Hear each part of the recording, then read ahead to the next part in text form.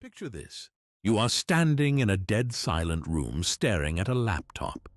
It looks like an ordinary machine, a battered MacBook Pro sitting on a messy kitchen table, surrounded by empty takeout containers and unpaid bills. But don't let the scratches on the aluminum fool you. This isn't just a computer, it is a digital fortress. Locked inside its encrypted hard drive sits $250 million. That is $250 million in Bitcoin, Ethereum, and Litecoin, representing the life savings of over 100,000 people. Now, here is the terrifying part.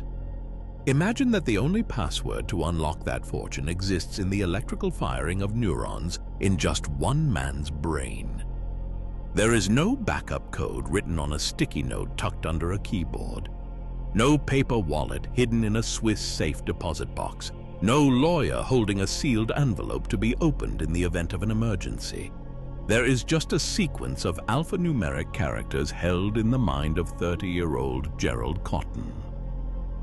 And then, abruptly, in a sweltering, dusty hospital room in Jaipur, India, those neurons stop firing. The man dies.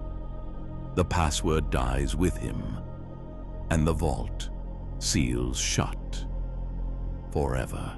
Welcome to 0 Days Stories.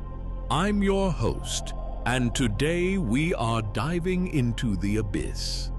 This isn't just a story about lost passwords or bad luck. This is a masterclass in deception.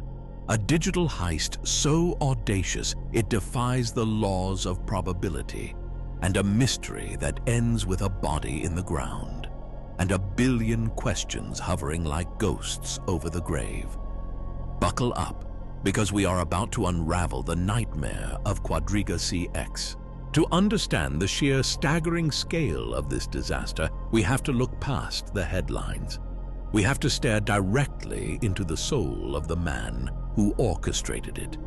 Gerald Cotten was not your typical villain. If you passed him on the street in Halifax, you wouldn't clutch your wallet. You might ask him for directions. He was Gerry, soft-spoken, nerdy, the kind of guy who would help you fix your Wi-Fi router. He had a disarming, slightly goofy smile and bad posture. He loved piloting his small Cessna 400 across the peaceful skies of Nova Scotia. He was obsessed with his chihuahuas, Nitro and Gully, treating them better than most people treat their children. To the outside world, he projected an aura of harmless, boring competence. But that was the mask. Beneath the nice guy persona lay a veteran of the internet underground. Long before Bitcoin was a household name, a teenage Gerry was already prowling the darkest, grimiest corners of the web. Investigators later found his digital footprints on forums like Talk Gold.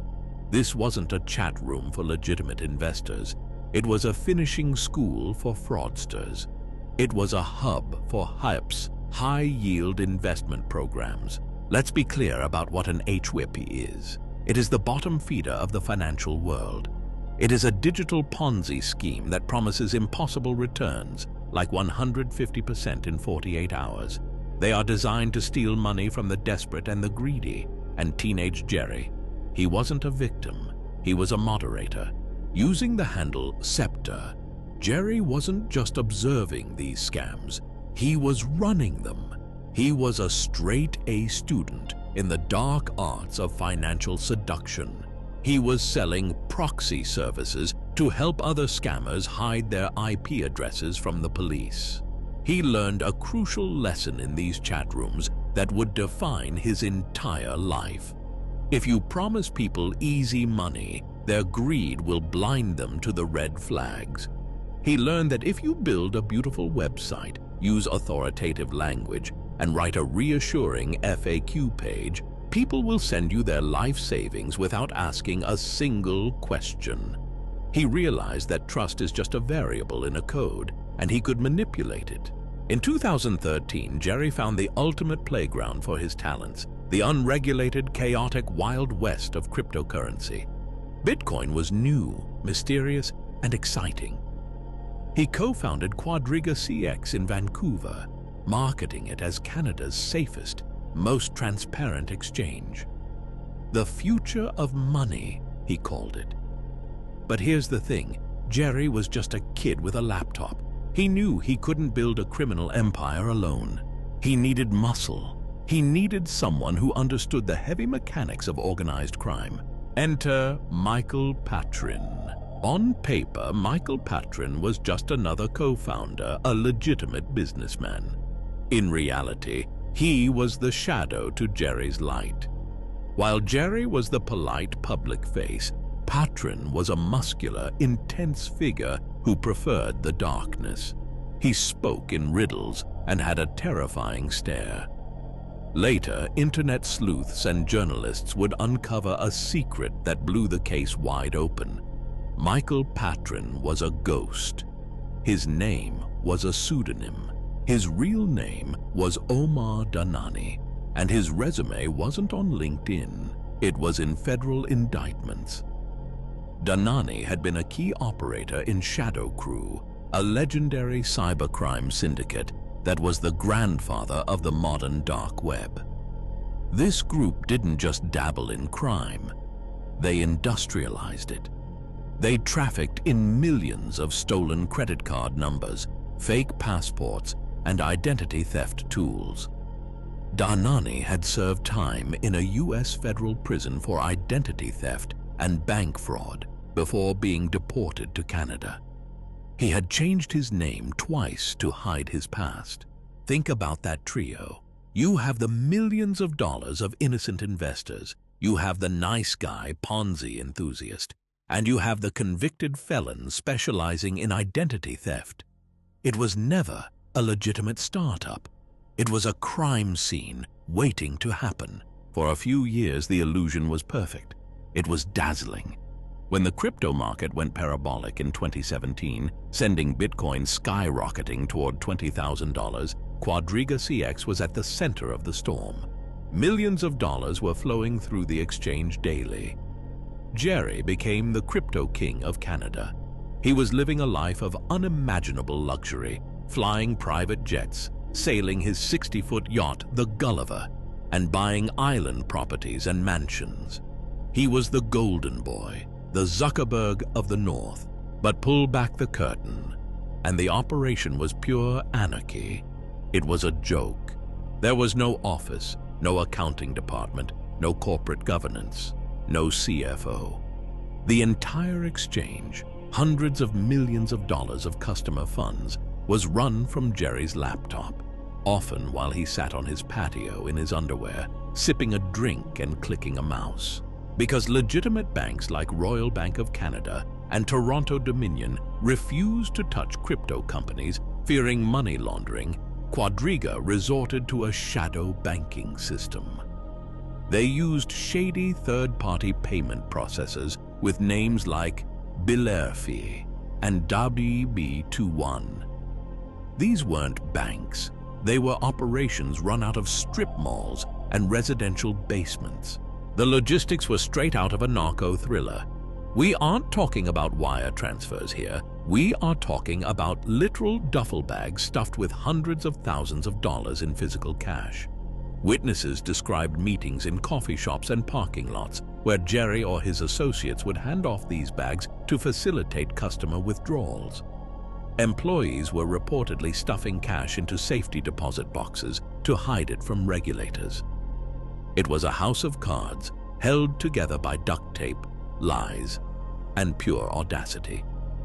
And in the middle of it all, $26 million got frozen by the Canadian Imperial Bank of Commerce because the activity looked exactly like what it was: money laundering. The fatal blow to this house of cards came in June 2017, not from the police but from a coding error. A glitch in a smart contract wiped out $14 million of Ethereum in an instant. The money was just gone, vaporized into the digital void, locked in a contract that no one could open. Most CEOs would have panicked. They would have confessed. They would have filed for bankruptcy. Gerry Cotten, he decided to gamble. He believed he was smarter than the market. According to the Ontario Securities Commission, this is when the fraud went into overdrive. Gerry created fake accounts on his own platform. The most notorious alias was Chris Marquet. He gave this account God mode privileges. He literally typed numbers into a database and credited himself with millions of dollars of fake Bitcoin that didn't exist. He printed his own money. He then sold these phantom coins to his innocent customers for their real hard-earned cash. He took that stolen cash and funneled it to overseas exchanges like Poloniex and Bitfinex. And then he traded. He didn't invest. He gambled like a maniac at a roulette wheel at 4 a.m. He took massive leveraged positions, sometimes 100x leverage, betting that the market would recover. He was long on Bitcoin while the market was crashing. But 2018 was a bloodbath for crypto. Bitcoin crashed from 20,000 to 3,000. Gerry was on the wrong side of every trade. He was hemorrhaging millions of dollars of other people's money, frantically trying to win back his losses, digging the hole deeper with every click of his mouse. He wasn't running an exchange anymore. He was running a Ponzi scheme, using deposits from new victims to pay out the old ones. By late 2018, the walls were closing in. Customers were screaming for their money. Withdrawals were delayed by weeks, then months. The Reddit forums were on fire with accusations. The stress must have been crushing him physically. Then came the move that ignited 1,000 conspiracy theories. In November 2018, just 2 weeks before a planned trip to India, Gerry visited a lawyer. He signed a new, meticulous last will and testament. He left everything to his wife, Jennifer Robertson, the plane, the yacht, the Lexus, the real estate empire. He even set up a $100,000 trust fund for his chihuahuas to ensure they would be fed premium kibble for the rest of their lives. But in this incredibly detailed legal document, there was one glaring, impossible omission. He didn't leave the passwords. He didn't leave a recovery key for the cold wallets that supposedly held the fortune. He left the keys to the kingdom locked inside his own head. 9 days later, Gerry and Jennifer boarded a plane to Jaipur, India. They claimed it was for a honeymoon and to open an orphanage. But skeptics have always asked, why leave the country when your business is burning to the ground and creditors are circling? Why India, a country known for a bureaucracy that can be navigated with enough cash? Why flee to the other side of the world when your empire is collapsing? On December 8th, they checked into the ultra-luxury Oberoi Rajvilas Hotel. It is a palace, costing thousands of dollars a night. But they barely had time to unpack. Gerry fell ill. He was rushed to a private hospital, complaining of severe stomach pain. The diagnosis was complications from Crohn's disease. Now, let's be fair. Crohn's is a serious, painful, chronic condition, but it is statistically incredibly rare for a 30-year-old man with access to world-class healthcare to die from it so suddenly. Yet, the medical reports describe a terrifyingly rapid decline: septic shock, perforation, peritonitis, 3 cardiac arrests. On December 9th at 7:26 p.m., Gerald Cotten was pronounced dead in a foreign land. The hospital issued a certificate. The body was embalmed. And then, silence. For 36 days, nobody said a word. The body was sent back to Canada and buried in a closed casket. The exchange continued to accept deposits. New victims were pouring money into a black hole, unaware the CEO was dead. It wasn't until mid-January that his wife finally announced his death to the world. The panic was immediate. 115,000 users were locked out. They were told their money was trapped in cold storage, accessible only by Gerry. The internet mobilized like never before. Reddit detectives and Telegram sleuths began picking apart the story. They found the misspelling of Cotten on the death certificate. They questioned the lack of an autopsy. They tracked the flight paths of his private jet. The theory of the exit scam was born. Gerry faked his death, underwent facial reconstruction surgery, and was sipping Mai Tais on a non-extradition island. But the truth revealed by the auditors was even darker than a fake death.